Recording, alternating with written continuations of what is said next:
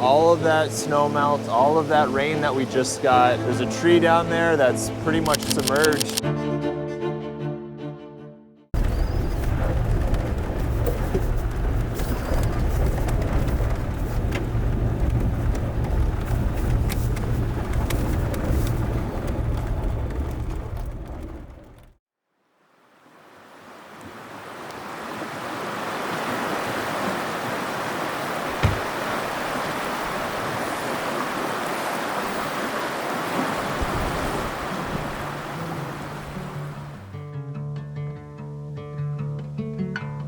Well, the state of Maine has seen devastating flooding in the last 2 weeks, causing homes to vanish from the shorelines, roads and bridges ripped from their rootings, and 100-year-old trees snap from hurricane winds. Here in the mid-coast, the St. George River flows 45 miles from its headwaters of Quantipocook Lake, which means plenty of game animals to the natives. This ecosystem supports life to deer, moose, beaver, and bald eagles to name a few, but also rare plants and freshwater mussels. Thankfully for me, this habitat is mere minutes from my home and is land for not only wildlife viewing, but is also a playground for us landscape photographers.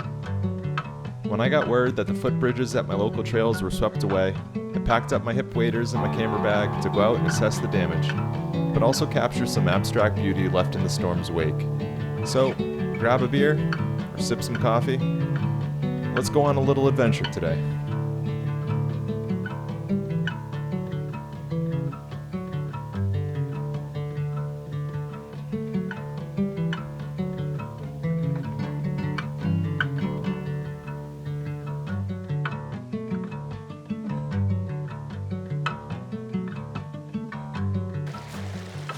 So I was just about to fix the bridge or put on my hip waders. I think I'm gonna be able to fix that bridge. It's not as heavy as I thought it would be. And it'll work for the time being. It might have to stay not in the right spot of where it normally goes, but it'll be crossable, not just for myself right now, but for anyone else that comes out here in the next couple of days. But before I do that, we've got the sun shining about my 12 o'clock right now, and it's illuminating these little marsh grasses, and it just caught my eye. So I had to come grab a quick photo. I'm just gonna use the telephoto, zoom right in, get a nice little abstract movement in the image, and then we'll be on our way.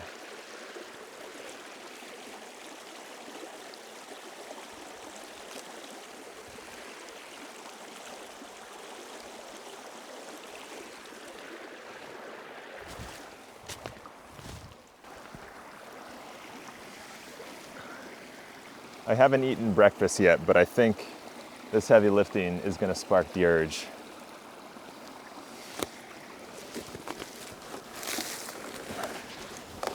Oh. Now that I'm assessing this, it needs to be up here. The only issue is I have to cross, so I might need to slightly wedge it slowly but surely. I think that's going to be stable enough for me to get over there and bring that end more in line with the trail. And if I fall in, it'll make for a good video.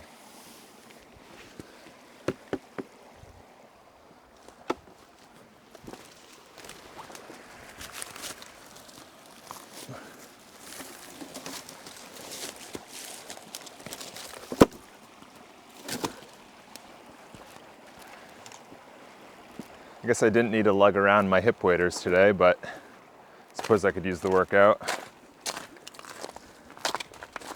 Now I've been using this monopod for the last couple days, and what I like about it is that this 200 to 600 is very heavy. And my tripod is also very heavy. So paired with the monopod, this lens is a lot more mobile, and I can be a little bit more agile to feel like I want to take more photos when I'm out here walking, because sometimes when you got the tripod, it's really heavy, you know that you want to go to a certain location, you kind of skip these little shots that are beautiful, but you might walk past them.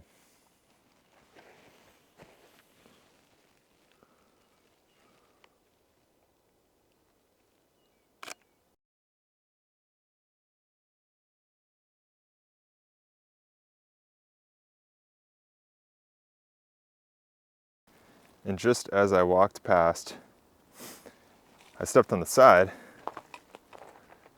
and it just shattered the entirety of what I was just shooting. So I apologize to anyone coming up the trail.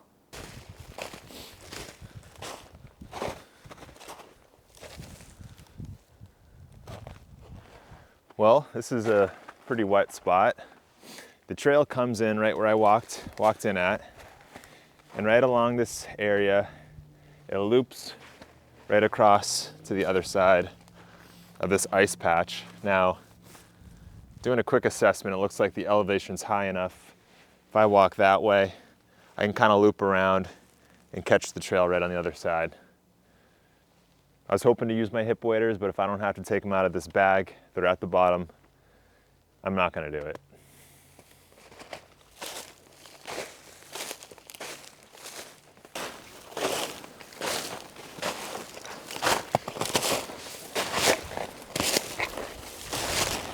As I'm walking around this little bend trying to get back to the trail, I noticed a bunch of ice with cool ringed lines in them. I think I'm gonna take off my bag here for a moment, take off the 200 to 600 and throw on my 24 to 70 and see if I can get a little bit wider of a shot. But as it is right now, the wildlife is pretty quiet, so I'm gonna take advantage of the shots that I do see, for sure. So I just hopped over about 1 to 2 feet of water / ice, and I spotted this swirling, looping ice sheet that is extremely delicate. If I were to get too close, I have a feeling that that water that's underneath is going to rise up and completely disintegrate the composition that I'm going for. And ultimately, I find that these shots here of these minute details in a large landscape are the images that I am drawn to. I think telling a story of that day is great with a wide landscape and the beautiful sunrise, but it's these shots that get me excited. They're very abstract, they're fine art. Not to brag, I don't think that all my images are fine art, but they have that essence to them. So my composition here, I'm just trying to capture a little bit of this beauty. The temperature today is gonna rise up to, I think, 34, 35 degrees, so I wouldn't be surprised if by 3 o'clock this afternoon, this shot is completely gone. Yeah, I was very happy with how these photos turned out.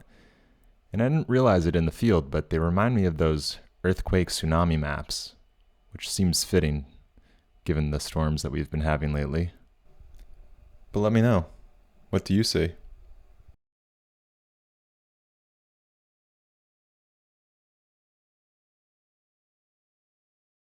Right, now that I've delayed myself a little bit, I really do think it's time for breakfast. I'm heading up the trail just a little ways. I know that there's a falls up here that normally is rushing and dramatic, but I can only imagine what it looks like right now.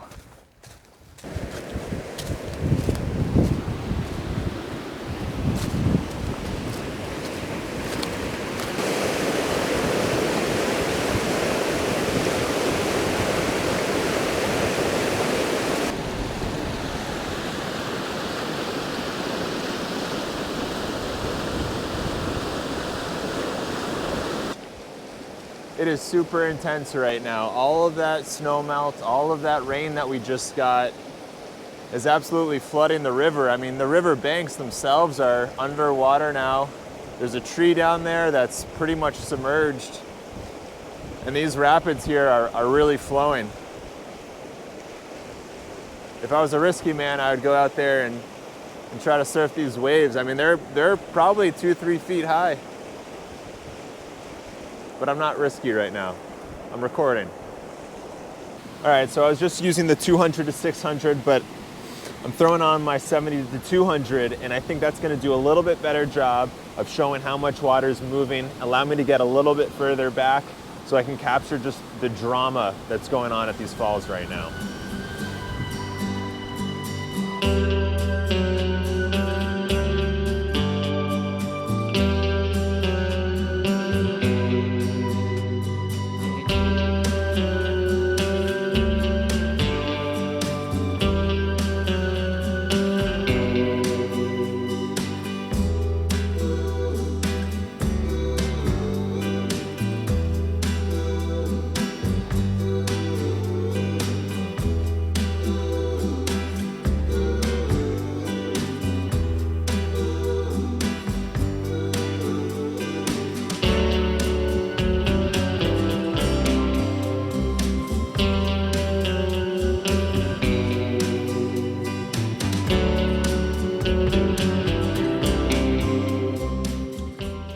never really know what you got with slow shutter photography until you bring that photo home, throw it up onto the monitor.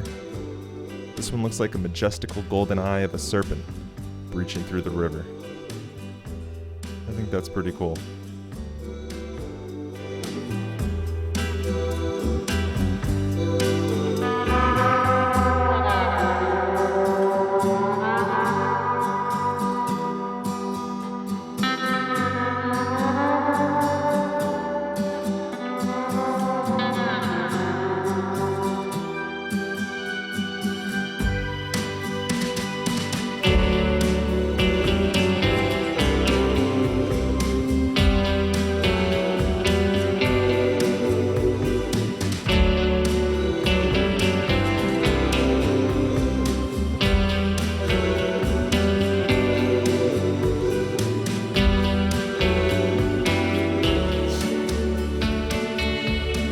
Well, it's finally breakfast, although I haven't looked at the clock.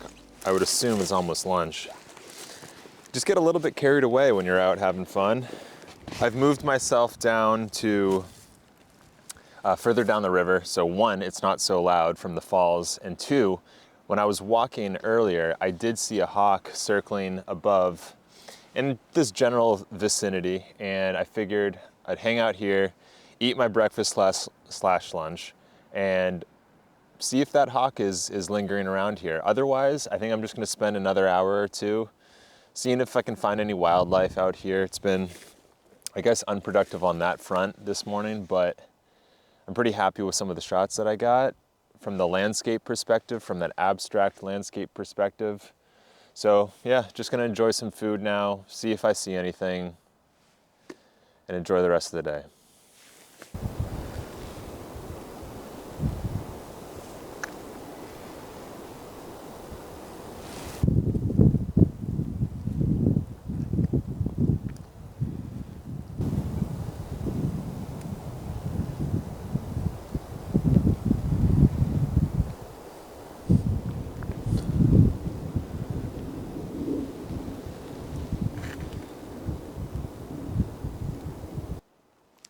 I think I'm gonna pack up everything now and start making my way back to the truck. I think it's been a very successful day, despite not seeing any significant wildlife or getting any significant wildlife shots.